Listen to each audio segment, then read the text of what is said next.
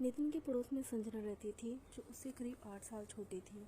उसके और संजना के परिवार के बहुत अच्छे संबंध थे। नितिन संजना से कुछ साल बड़ा था। जब दोनों परिवार आस पड़ोस में रह रहे थे, तभी से नितिन संजना के पिता को भाई कहकर बुलाता था। इसीलिए संजना नितिन को चाचा कहती थी। नितिन ने कई बार उसे कहा कि हम दोनों में कुछ साल का अंतर है, इसलिए भाई बोल लिया कर, पर चाचा मत कहा कर। जैसे जैसे वक्त बीतता गया, संजना सुंदर और जवान होती जा रही थी और साथ ही नितिन की रुचि उसमें बढ़ती जा रही थी। वो जब चलती थी तो उसकी आंखें उसकी कमर पर ही अटक जाती थी। उसकी लहराती हुई चाल देखकर वो तो जैसे पागल ही हो जाता था। संजना अब कॉलेज में पढ़ने लगी थी।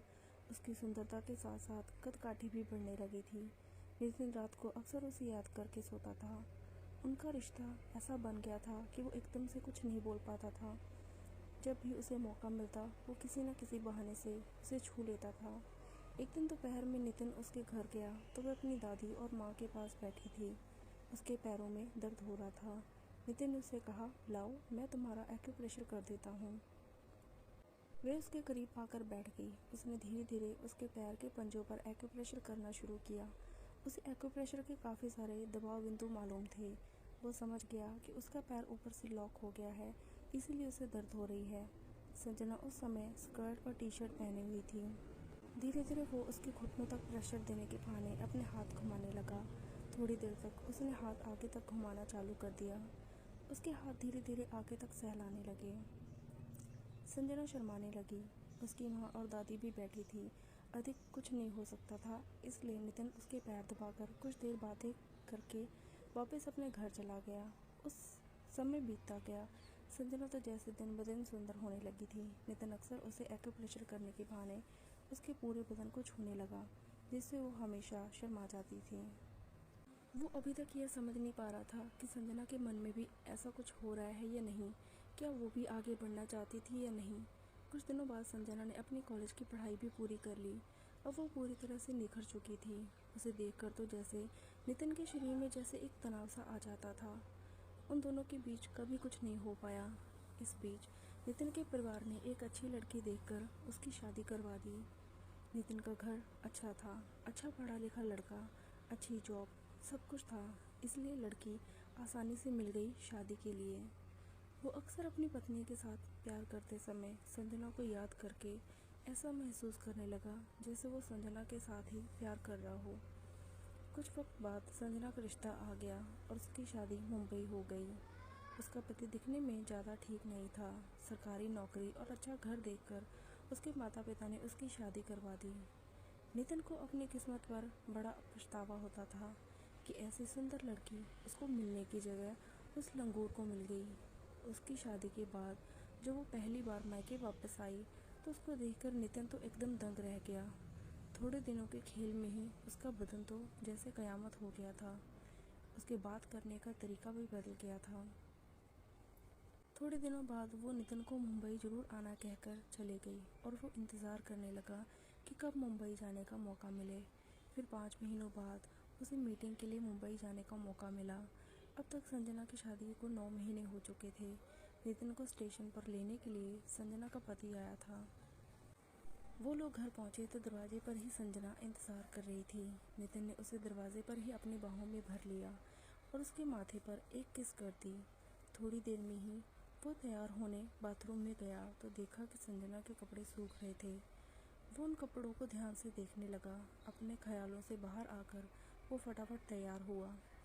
नितिन और संजना का पति नाश्ता करके साथ में ही बाहर निकल गए। नितिन मीटिंग के लिए चला गया और संजना का पति अपने ऑफिस। करीब 4 बजे नितिन का काम ख़त्म हुआ। उसे वहाँ और 4 दिन रुकना पड़ रहा था। वो करीब 6 बजे उसके घर वापस आया तो उसके पति पहले ही घर पर थे और उन्होंने नितिन को बताया कि ऑफिस के काम से उसे 6 दिनों के लिए केरला जाना पड़ रहा है। नितिन की तो जैसे लॉटरी लग गई। वो अफसोस जता रहे थे कि वो पहली बार आया और उसे केरला जाना पड़ रहा है। नितिन ने शांत स्वर में कहा, अरे भाई, ऑफिस का काम है तो जाना ही पड़ेगा। मुझे भी तो काम की वजह से मुंबई आना पड़ा। फिर रात 10 बजे की गाड़ी से वो केरला चले गए। संजना और नितिन ने उन्हें घर से ही 9 बजे विदाई दे दी थी। उनके जाने पर दोनों ने खाना खाया। संजना ने रसोई का काम ख़त्म किया। फिर वो दोनों बैठकर घर परिवार की बातें करने लगे।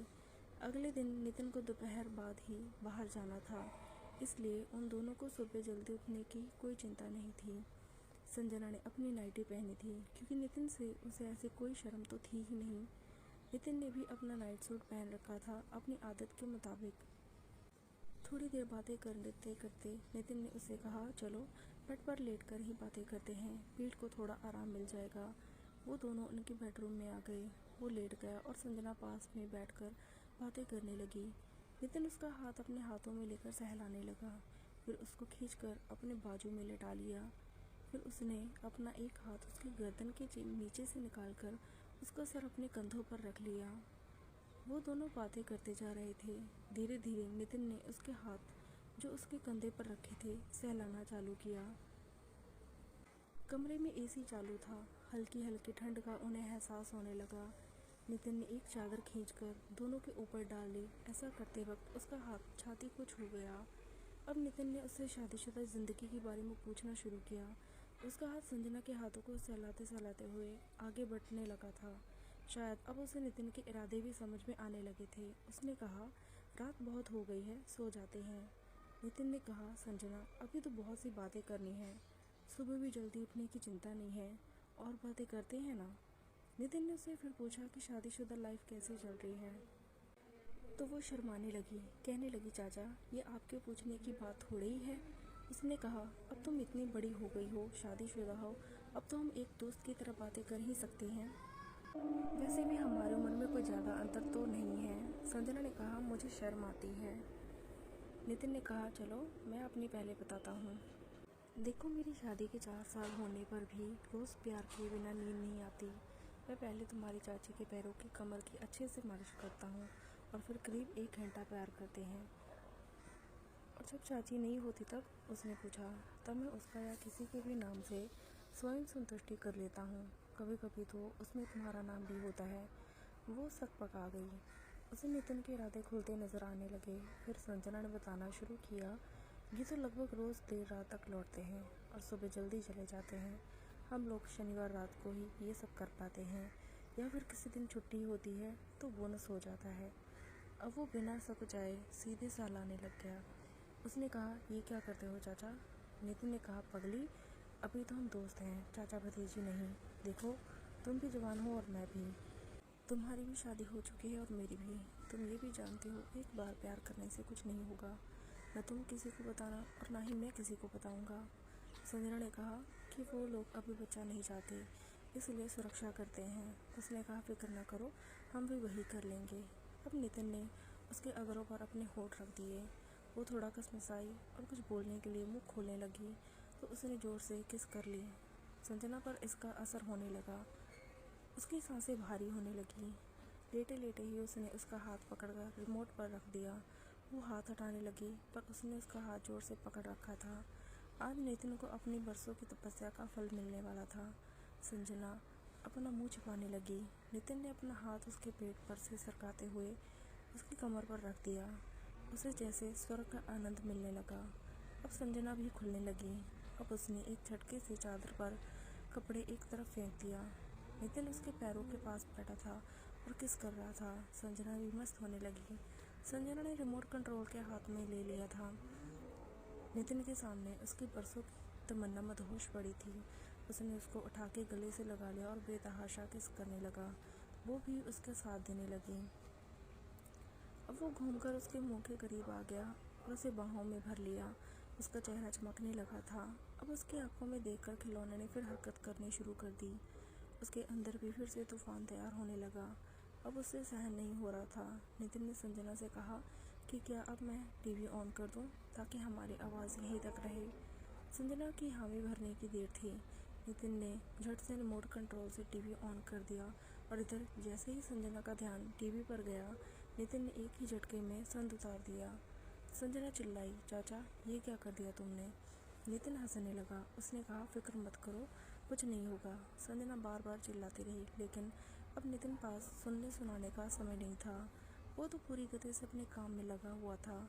20 मिनट की घमासान के बाद उसने उसे जोर से अपने गले लगा लिया। दोनों बाहों में बाहें डालकर अपनी सांसें दुरुस्त करने लगे। संजना की आंखों में गजब की संतुष्टि नजर आ रही थी। उसने नितिन को अब खुलकर बताना चालू किया कि वो अभी उससे बहुत पहले से चाहती है, पर कभी बोल नहीं पाई। उसका पति उसे कभी ढंग से प्यार नहीं कर पाता। उन्हें याद आया कि जल्दबाजी में उन्होंने सुरक्षा ही नहीं की। नितिन ने उसे तुरंत बाथरूम जाने को कहा और वो चली गई। आते वक्त संजना 2 गिलास दूध ले आई। नितिन ने कहा, इसकी क्या ज़रूरत थी, अब तो वैसे ही काम हो गया। फिर भी उसने संजना के कहने पर दूध पी लिया। दोनों वापस से लेटकर अपने काम में लग गए। सारी रात टीवी चालू रहने दिया और संजना की आवाज़ भी आती रही। सुबह 3 बजे दोनों एक दूसरे के गले लगकर सो गए। करीब 10 बजे संजना की आंख फ़ोन की घंटे की वजह से खुल गई। दोनों एक दूसरे साथ चिपक कर सोए थे। संजना जल्दी से उठी। उसने फ़ोन देखा तो उसके पति का था। संजना ने उससे बात की। आवाज़ सुनकर नितिन भी उठ गया। वो पीछे से संजना को छेड़ने लगा। संजना ने जल्दी ही बात करके फ़ोन रख दिया और नहाने चली गई। नितिन भी पीछे पहुंच गया। उसने कह दिया, ये दिन ये मौके पता नहीं कब मिलेंगे, पता नहीं मिले या ना मिले, लेकिन अभी जब मिला है तो अच्छे से फ़ायदा उठाने दो। दोनों वहीं शुरू हो गए। काम ख़त्म करके दोनों वापस आए। संजना ने कहा, चाचा आप बैठो, मैं चाय नाश्ता लेकर आती हूँ, आपने काम पर भी जाना है। नितिन नाश्ता करके अपने काम पर चला गया। संजना अपने घर के कामों में लग गई। नितिन ने देर शाम तक वापस आना था, लेकिन उसके जाने के 3 घंटे बाद ही घर की घंटी बजी। संजना ने दरवाज़ा खोला तो सामने नितिन को देखकर चौंक गई और उससे पूछा कि चाचा आप तो देर शाम को आने वाले थे और अभी आ गए। नितिन ने दरवाज़ा अंदर से बंद किया। उसे उठाकर बेडरूम की तरफ ले जाते ही बोला, संजना मेरी जान, काम तो होता रहेगा, लेकिन ये मौका कैसे जाने दूँ। मैं बीमार होने का बहाना करके चला आया। दोनों ने अब बिना देरी के अपना खेल खेलना शुरू कर दिया। शाम तक दोनों कमरे से बाहर नहीं निकले। जब संजना उठने लगी तो नितिन ने कहा, अगले कुछ दिन ऐसा ही खेल होगा, इसलिए रोज़ दर्द की दवाई खाते रहना, कहीं मेरे ज़बरदस्त प्यार से तुम बीमार ना हो जाओ। ये सुनकर संजना हंस पड़ी और उसे देखकर नितिन। उसने अपने काम के साथ साथ संजना को बहुत खुशी दी। रोज़ मीटिंग में जाने से पहले प्यार और जल्दी से वापस आके देर रात तक उसे प्यार करता रहा। अब संजना का पति वापस आ चुका था। नितिन ने संजना से कहा, कोई भूल चुकी हुई हो तो माफ़ कर देना। ये बोलकर उसने आंख मार दी और विदा लेकर अपने घर वापस आ गया।